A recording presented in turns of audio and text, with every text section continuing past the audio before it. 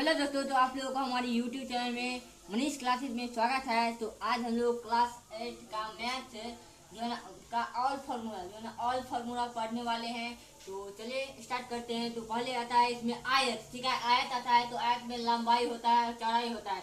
तो लंबाई को L से सूचित किया जाता है, लेंथ LENTH लेंथ से, ठीक है, लेंथ हुआ। और चौड़ाई को जो है ना B से सूचित किया जाता है, ब्रेथ BREDTH, ठीक है, इसको सूचित किया जाता है। तो पहले आते हैं आयत का परिमाप। आयत का परिमाप होता है 2 इंटू लंबाई प्लस चौड़ाई, ठीक है। तो ये हो गया आयत का परिमाप। इसके बाद आता है आयत का क्षेत्रफल। तो आयत का क्षेत्रफल होता है लंबाई और गुने चौड़ाई, अर्थात L गुने B होता है, ठीक है। और इसके बाद आता है वर्ग। वर्ग का परिमाप हो गया 4 गुने 1 भुजा, वर्ग का परिमाप हो गया। इसके बाद वर्ग का क्षेत्रफल, वर्ग का क्षेत्रफल हो गया भुजा का स्क्वायर, अर्थात भुजा गुने भुजा हो गया भुजा का स्क्वायर, भुजा गुने भुजा।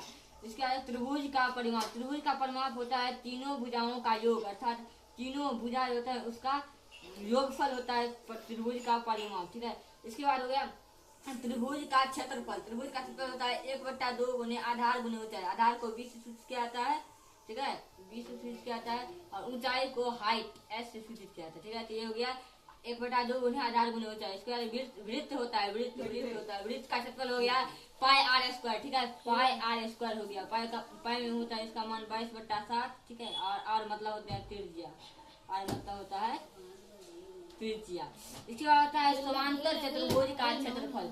समांतर चतुर्भुज का क्षेत्रफल होता है आधार गुने ऊंचाई, अर्थात B गुने H, ये होता है इसका क्षेत्रफल। इसके बाद ये बीजगणितीय सूत्र होता है समीकरण वाला, x plus a into x plus b बराबर x square plus a plus b into x plus a b, ये होता है इसका सूत्र।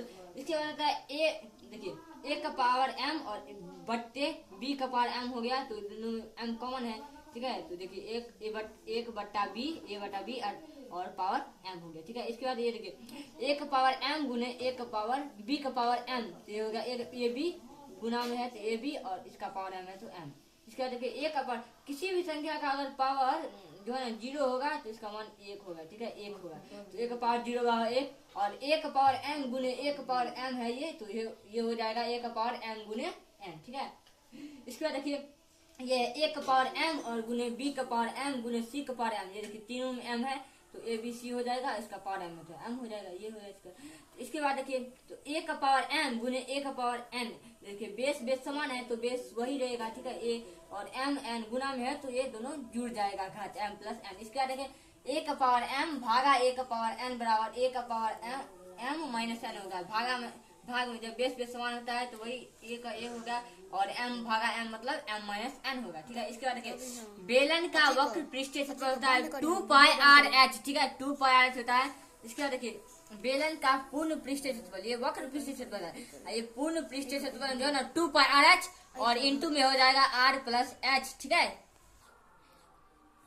तो आइए 4 और सूत्र है, तो इसमें 4 सूत्र को देखते हैं। देखिए तो इसमें साधारण ब्याज का सूत्र होता है मूलधन गुने दर गुने समय बट्टा 100, ठीक है। साधारण ब्याज का होता है मूलधन गुने दर गुने समय बट्टा 100। इसके बाद मिश्र धन मतलब होता है कुल धन, देखिए मूलधन और प्लस ब्याज हो गया मिश्र धन।